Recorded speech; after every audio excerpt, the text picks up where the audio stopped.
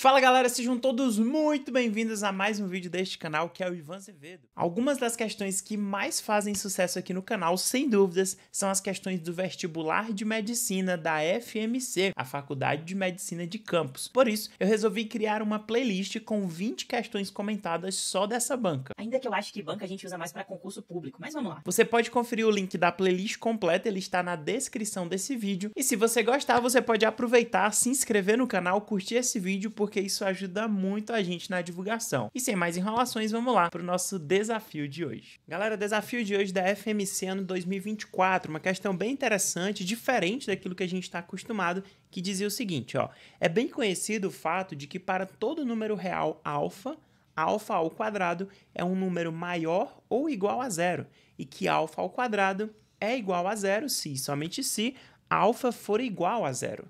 Lembrando desse fato, considere a seguinte equação. Ele te dá essa equação e isso daí está dando igual a zero. A pergunta é: a quantidade de raízes distintas dessa equação é igual a... Primeiro de tudo, vamos entender o que ele quer na questão. Quando ele fala quantidade de raízes, são exatamente os valores que a gente vai ter para o x, que o x assume aí nessa equação, e que esse resultado ele é possível. Ele está te perguntando quantas são essas raízes. Quando você olha inicialmente, aparece uma série de coisas aí bastante difícil, logaritmo, exponencial, mas não se preocupa porque não é tão difícil talvez quanto pareça. Você tem que literalmente olhar para o que o enunciado da questão falou. Perceba uma coisa que é bastante interessante. Cada uma das expressões que está aparecendo entre parênteses está sendo elevada ao quadrado. Perceba que eu tenho 3 expressões aí que estão sendo elevadas ao quadrado, e o que a questão me fala é que quando eu somo tudo isso daí, o resultado dá igual a zero. Aí vem uma observação importante. O único jeito de esse resultado aqui no final dar zero é quando cada um desses pedaços aqui, ó,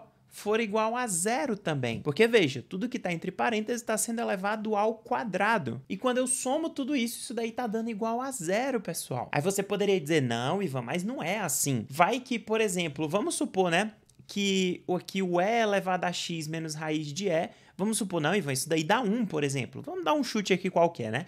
Ficaria 1 ao quadrado, apareceria um 1 aqui. Mas qual que seria o problema, pessoal? Vamos supor que isso daqui fosse um número 1 ou um número positivo qualquer. A gente teria um problema. Por quê? Porque para eu chegar no zero aqui no final, significa dizer que eu ia ter que ter um menos 1 aparecendo em algum lugar aí, para anular esse 1 ou esse qualquer número positivo que você imaginou que a questão daria. Entretanto, perceba que cada um dos pedaços da minha equação está sendo elevado ao quadrado. E sempre que eu elevo números reais ao quadrado, eles dão resultados que são resultados não negativos, ou seja, os números positivos ou então dando igual a zero. Por isso, pessoal, o único jeito disso daí dar certo é garantindo que cada um dos pedaços dessa equação dê igual a zero também. Então a gente vai montar um sistema.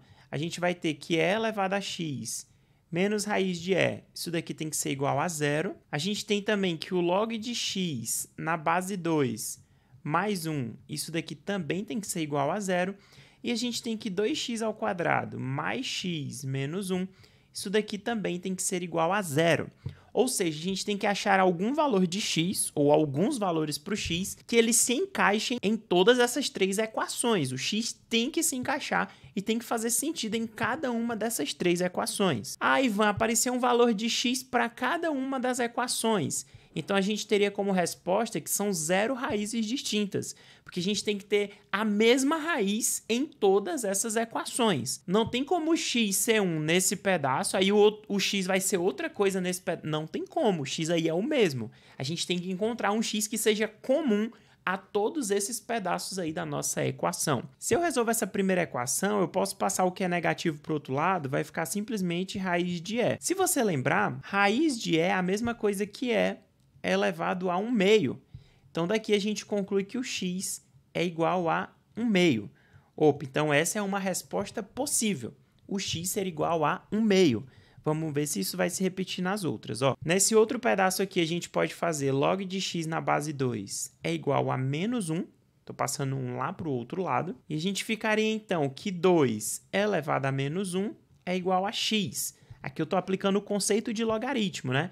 Eu pego aqui a base, que é 2, eleva ao que está lá após a igualdade, que é o menos 1, isso daí tem que ser igual a x. Ora, mais 2 elevado a menos 1 é a mesma coisa que 1 sobre 2. Opa, então de novo bateu.